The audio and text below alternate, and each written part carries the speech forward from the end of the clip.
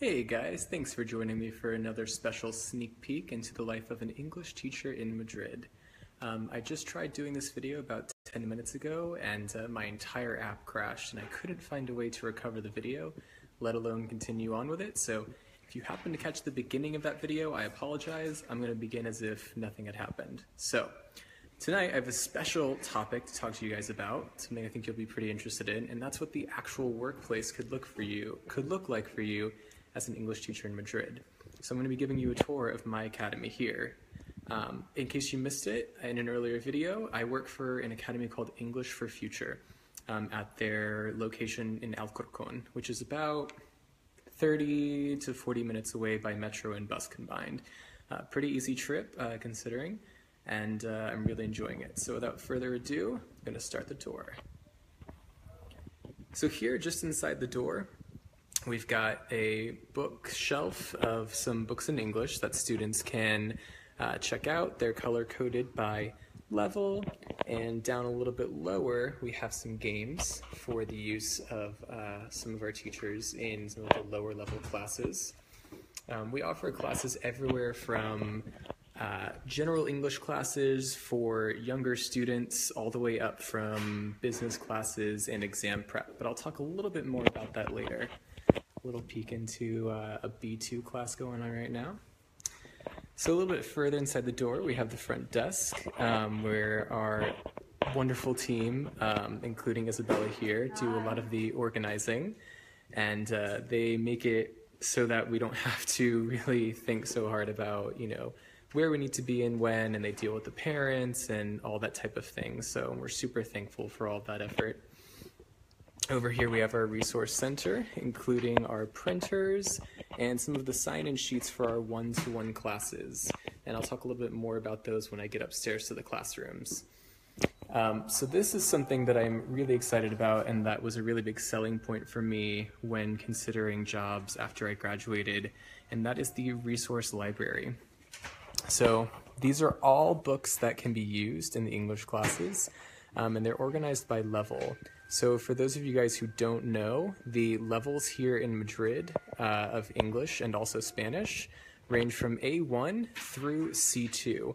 A1 being the most basic or beginner level, to C2, which is considered to have a strong command to proficiency of the language. So these books are organized by those classes, and there's everything from vocabulary books, books on speaking, exam preparation books for the upper levels from B1, B2 through C2.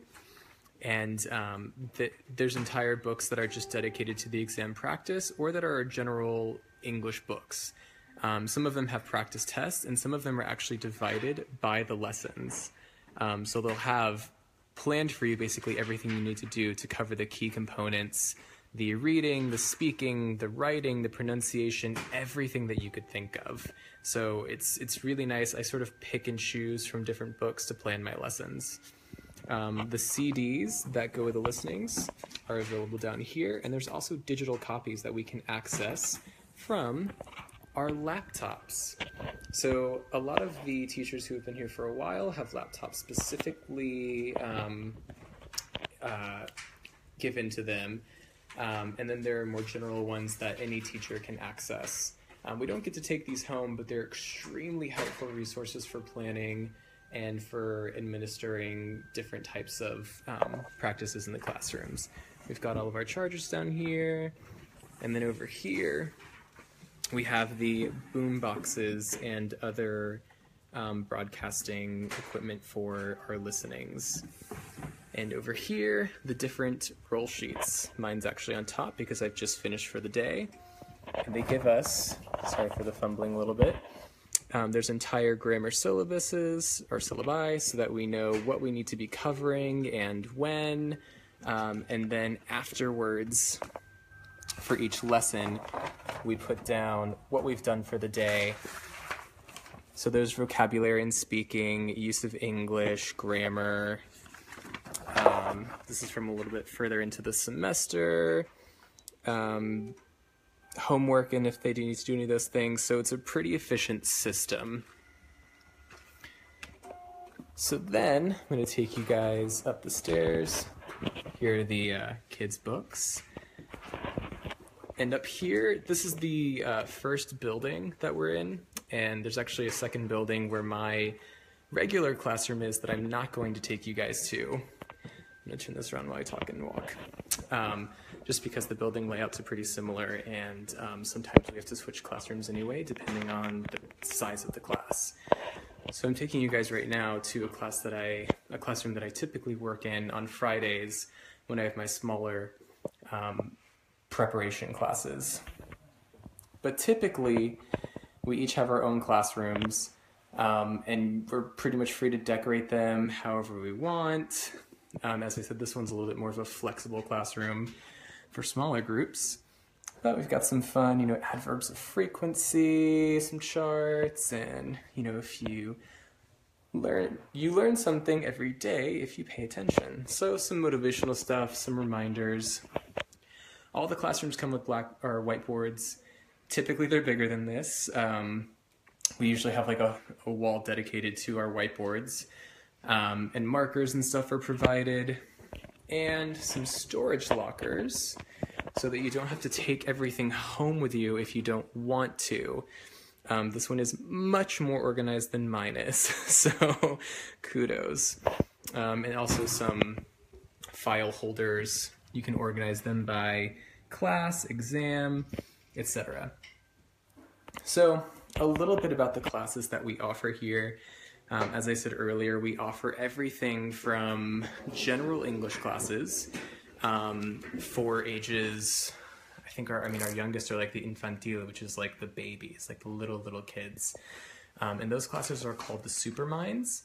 We have Superminds 1 through 6, which goes through around middle school, early high school, depending on the student's level. And then we offer some business classes. Those are a little less frequent and typically on Saturdays. So they're not especially fun for everyone. I'm going to try and orient so that I'm not so blown out in the light. You can also teach business classes in company. That's an option, like for actual companies that will hire you to come and give business classes in their company versus an academy. So that's just another option for which you might want to consider. Thanks. Glad you liked the video, Jeff.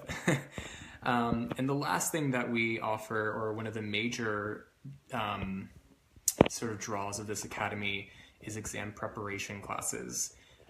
So the exam prep is there's several different types of exams depending on level. Classes that I teach are for the PET exam, which is B1, and FCE, which is for the B2, and mine is a teen group. And these exams are pretty important because a lot of times they can be a part of the application process for jobs in universities. So those are a little bit different than the typical English, the general English class, where you kind of have free reign to organize it as you wish. The exam prep, it's sort of a little bit similar, I think, to the SATs, just a little bit if you're from the States. So a lot of effort goes into not only teaching them English, but also how to think about what they'll be tested on the exam. And so besides the business and the exam prep and the general English, the last thing that you can do with students, both in my academy and outside of the academy, is one-to-one classes. Those can be for exam preparation or general English, or they can be conversation classes. We don't offer purely conversation classes here, to my knowledge. I don't have any of those, but that's definitely something you can look out outside of academies, either to sort of like round out your teaching schedule potentially, or as an intercambio where you're just exchanging language.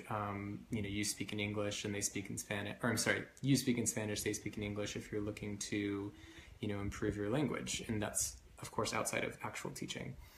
So I think that just about covers everything. Again, this is just one building out of the two that we have here at this location, but it all pretty much looks the same in terms of what our classrooms are like and the facilities that we have.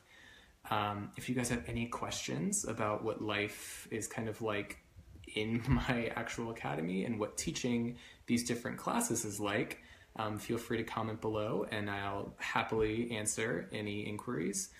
And in general, drop us a note if you have any questions about anything in this video or previous videos, or any topics you'd like to see covered in the future. As I've said in previous videos, we're really excited to get questions and to sort of give you guys a deeper look into what life is like here in Madrid and as a teacher. So without further ado, I hope you guys have a wonderful rest of your day. I hope it gets warmer there because it's pretty chilly here. Have a nice evening, and I'll see you guys next time.